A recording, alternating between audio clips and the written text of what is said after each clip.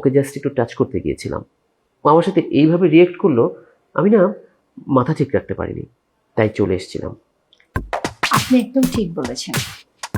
একটা পুরুষ মানুষের যেরকম কিছু ডিমান্ড থাকে, একটা মেয়ে মানুষের ঠিক সেই ধরনের ডিমান্ড থাকে। আপনার ওয়াইফ আছে, তারা সবটা আপনি তো ফিল আপ করতে পারছেন না, কিন্তু আমার তো কেউ নেই, সেই কারণে আমিও ফিল আপ করতে পারছি না। আপনি আপনি আমাকে বুঝতে পেরেছেন। আচ্ছা, এই যে আমরা দুজন পাশাপাশি বসে আছি, এই যে একটা ফিলিংস, এটা না আমি অনেক দিন এই ফিলটা চেয়েছিলাম, কিন্তু পাইনি। আপনি অনেকদিন পর আমাকে স্পর্শ করলেন, কোনো নারীর স্পর্শ পেলাম। Thanks a lot. Your welcome. আপনার যদি কখনো কিছু দরকার হয় আমার কাছে চলে আসবে। আম সরি। হোয়াট? মানে সেদিন আপনার সাথে যে ব্যবহারটা করলাম এই বাড়িতে আসার পরে, আপনি হয়তো বুঝতে পারেননি ওটা আমার মুখের কথা ছিল, আমার মনের কথা নয়। আমার মন বারবার বলছিল এমন একটা সুন্দরী রমণী যদি আমার আশেপাশে থাকে, আমার সময়গুলো মন্দ কাটবে না। আমিও বুঝতে পেরেছিলাম আপনার মনের কথাটা, এই জন্য আপনার মা সবাই এত কিছু বলার পরও আমি চুপচাপ মেনে নিয়েছিলাম, চোখ বন্ধ করে এই বাসায় পড়েছিলাম। যাই হোক, অবশেষে আমরা আমাদের মনের কথা বুঝতে পেরেছি। এখন থেকে আর আমাদের রাতগুলো নিঃসঙ্গ হবে না। আচ্ছা, আপনি কি জানেন আমাদের এই বাসার ছাদ থেকে অনেক সুন্দর চাঁদ দেখা যায়? না। চলুন না, দুজন গিয়ে একটা চাঁদ দেখবো, জ্যোৎস্না দেখবো, দুজন দুজনের পাশে থাকবো। ঠিক আছে, আপনি ছাদে যান, আমি আমাদের জন্য কড়া করে 2 কাপ কফি বানিয়ে নিয়ে আসি। ঠিক আছে।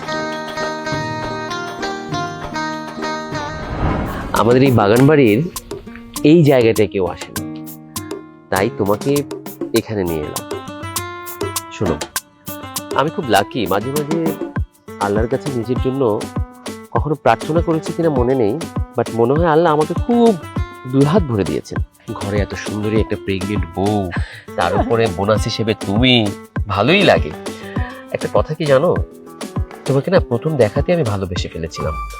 আমি এক্স্যাক্টলি তোমাকে মনে করতে পারছিলাম না এই সময় কি সেই সময় যে সময় বিয়ের সময় আমাদের বিয়েতে এসেছিল। পরে মিলিয়ে দেখলাম তুমি সে। আরে তোমার হাজবেন্ড কি বোকা? বোকা বলেই তোমার মতো একটা মেয়েকে ডিভোর্স দেয়। তোমার মতো মেয়েকে তো রাজরানী করে রাখার কথা। সত্যি কথা বলতে কি জানো, প্রথম দেখাতে না তোমাকে আমার ভালো লেগে গিয়েছিল, কিন্তু তোমার বাসায় আসার তো কোনো সুযোগ ছিল না। এরপরে ডিভোর্সের পর প্রথম আমার যে কথাটা মাথায় এসেছে জানো, উর্মির কথা, যে এখানেই আমি থাকতে পারি। ওরে বাবা, তুমি তো কম দুষ্ট না। মানে নজর দিয়েছিলে আমাকে, এখন ডিভোর্স হওয়ার পরে সবার আগে আমার বাড়িতে উঠেছো। বাহ বাহ, বেশ ভালো, বেশ ভালো। আচ্ছা, আমাদের এই সম্পর্কটা বাইরের কেউ জানবে বলে মনে হয় না তো? অসম্ভব। আমি যেভাবে তোমার বউকে সামাল দিচ্ছি, তোমার বউ তো ঘুণাক্ষরও টের পাবে না, আর তুমি তোমার মাকে সামাল দাও। সে মাকে যা বোঝানো আমি বোঝাবো। আচ্ছা চলো, নিরিবিলি জায়গা, কিন্তু তারপরও কখন কে কোথায় দেখে। চলো। ঠিক, চলো।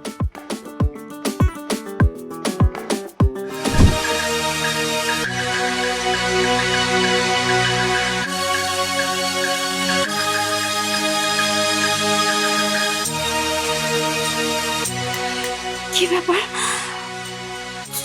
চোখে কিছুই দেখতে পাচ্ছি না কেন? কি ব্যাপার, আজকে যে তুমি একদম হুট করে আমার কাছাকাছি চলে এলে? বাসায় কেউ নেই? বাসায় সবাই আছে। তোমার ওয়াইফ ওই পেট নিয়ে ঝাড়ু দিচ্ছে, ও ঝাড়ু দিয়ে ফ্রি হতে হতে মিনিমাম আধা ঘন্টা।